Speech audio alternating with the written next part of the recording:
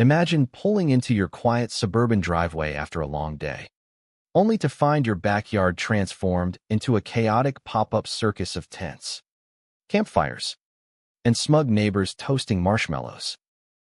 The air reeks of burnt sugar and entitlement, and smack in the middle sits Brenda Hargrove, the HOA queen bee, lounging like she's on vacation in your space. Your blood boils, but you smile inwardly, because this is the moment her empire of petty rules crumbles. It all started innocently enough, or so it seemed, when I, Alex Rivera, inherited my grandparents' cozy split-level home in Willow Creek Estates, a cookie-cutter neighborhood in suburban Ohio.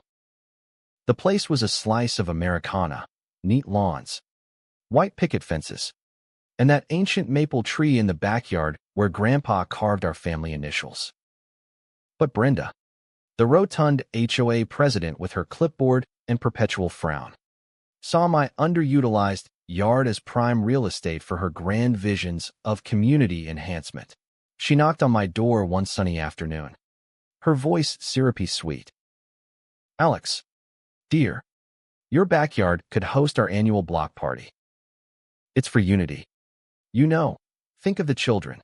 I politely declined, citing my right to privacy. Her smile tightened like a noose.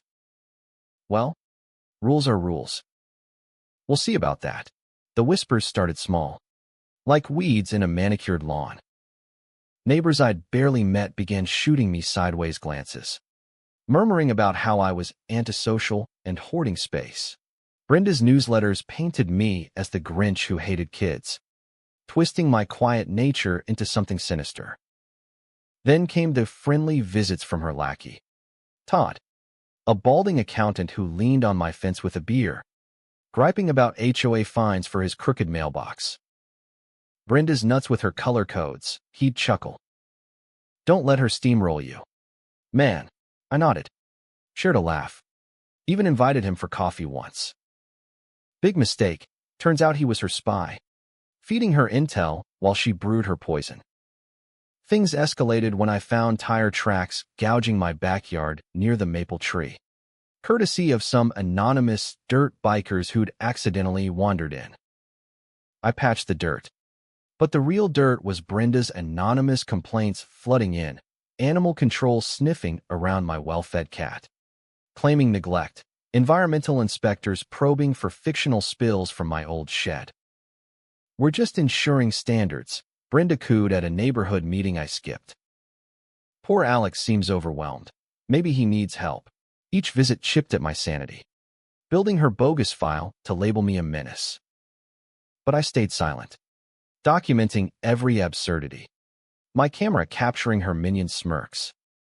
The peak of her lunacy hit during her community trail day, a farce to beautify the path skirting my yard. 50 busybodies showed up with clippers and unleashed dogs, their chaos a deliberate poke. One hyper mutt chased a squirrel straight into my garden, panicking my compost pile into a mess and nearly toppling Grandpa's tree. "Oopsie," Brenda trilled as I cleaned up. "Dogs will be dogs. It's all in good fun." I seethed but smiled, knowing her greed would lead her to the trap. I left town for supplies, leaving the yard temptingly empty. Returning at dusk, there it was, her full invasion. Tents pitched like squatters' rights, fires blazing illegally, that gaudy banner screaming, "Willow Creek Charity Campout for Orphans." Brenda waved grandly. "Alex, join us. It's for the kids." I approached calmly. "This is trespassing." "Pack up." Her face soured. "Don't be selfish. Community's about sharing."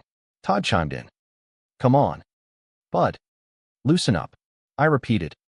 "Get out, or face consequences." That's when she dialed 911, wailing, "Help. This man's violent, threatening families." I crossed my arms, waiting as sirens wailed. Deputies arrived, taking in the absurdity. Brenda pointed dramatically. "He's disrupting our event on shared green space." I handed over my deed, surveys, and photos. The lead deputy eyed her. "Ma'am, This is private property. No permits? You're the trespassers. Her jowls quivered. But I'm HOA president. For charity. He wasn't buying it. I pressed charges. Trespass. Damage. False report. As they cuffed her, she screeched, "You'll regret this. I enforce order." The lawsuit was a bloodbath. My lawyer, a grizzled vet named Ellis, unearthed her emails plotting to pressure the holdout with fake complaints. In court, Brenda blustered, "It's for the greater good." Ellis shredded her. Greater good doesn't mean stealing yards. The judge hammered down $850,000 in damages, wiping her HOA's coffers. She lost her position, her marriage, her smug facade. The neighborhood breathed freer, with relaxed rules and actual neighborly vibes. In the end, my yard bloomed untouched, a testament to patience over pettiness. But here's the kicker. Was Brenda the real villain? Or just a product of a system that rewards control freaks? True or false? Share below, and let's debate who truly owns community.